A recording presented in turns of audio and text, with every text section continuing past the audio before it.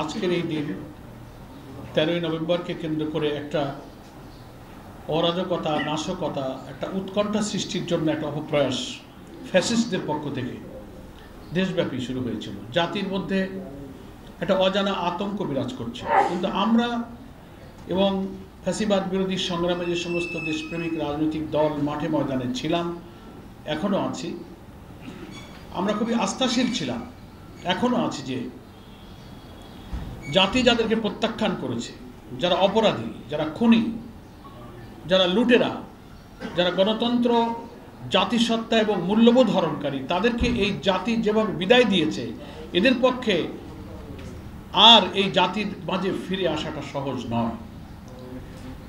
এবং আজকের দিনে এই পর্যন্ত এখন দুপুর 1:45 বাজে বাংলাদেশের যে চিত্র, তারা যে হুমকি দামকি দিয়েছিলেন অনলাইনে, সোশ্যাল মিডিয়াতে, সব কিছুই এই জাতির তার সাহস দিয়ে, দৃঢ়তা দিয়ে রাজপথে বলিষ্ঠতার সাথে অবস্থান করে তা প্রতিহত করেছে এবং ময়দানে তারা দাঁড়াতে পারেনি। আলহামদুলিল্লাহ, এমনই ধারণা আমরাই করেছিলাম। কিন্তু আমরা খুব বিস্মিত হই যে ফ্যাসিস্ট খুনি হাসিনা দিল্লির আশ্রয় প্রশ্রয়ে লালিত হয়ে সমস্ত আন্তর্জাতিক রীতিনীতি লঙ্ঘন করে একজন ফেরারি আসামি, যার ট্রাইব্যুনালে বিচার চলছে এবং আগামীতে তার রায়ের দিন আজকে ঘোষিত হয়েছে,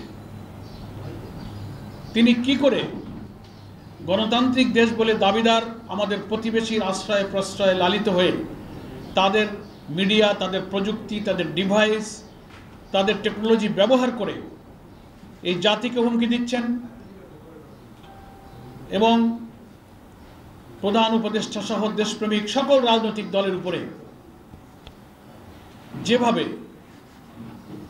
তার সেই ফ্যাসিবাদী টোনে হুমকি ধামকি দিয়ে এই দেশে অশান্তি, অস্থিরতা সৃষ্টির যে সমস্ত পায়তারা করছেন, এটা আমরা খুব বিস্মিত। তবে আমরা মনে করি যে আজকে এই জাতি প্রমাণ করে দিল যে কর্তৃত্ববাদী শাসক হাজার হাজার খুনের রক্তে যার হাত রঞ্জিত, ক্ষমাহীন অপরাধ যে করেছে, ক্ষমার অযোগ্য অপরাধ যে করেছে, এই জাতি তাকে আর কখনো গ্রহণ করবে না। এবং সকল দলের দাবি ছিল যে এই ফ্যাসিবাদী শক্তির কৃত সমস্ত মানবতা বিরোধী ঘৃণ্য অপরাধের বিচার অবিলম্বে ট্রাইব্যুনালে সম্পন্ন করা। বাংলাদেশের 2টা ট্রাইব্যুনালে তাদের বিচার চলছে। আমরা জানতে পেরেছি সেই বিচার কার্যক্রম সামনের দিকে এগিয়ে যাচ্ছে এবং একটি বিচারের রায় ঘোষণার তারিখও আজকে ঘোষিত হয়েছে।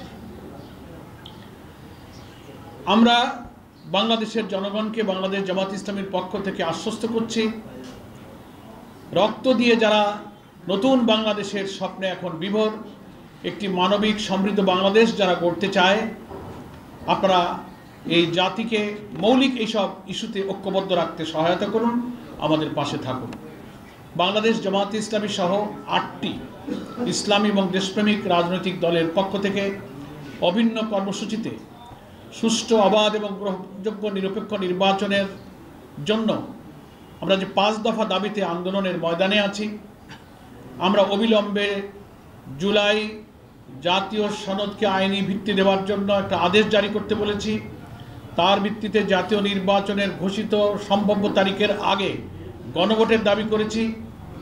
গতকালকে সাংবাদিক সম্মেলনে 8 দলের নেতৃবৃন্দ কিন্তু সেখানে বক্তব্য রেখে বলেছেন। তার মধ্যে আজকের দিনেও দেশব্যাপী একটা কর্মসূচি আমরা গতকাল ঘোষণা করেছি, সেখানে আপনারা উপস্থিত ছিলেন।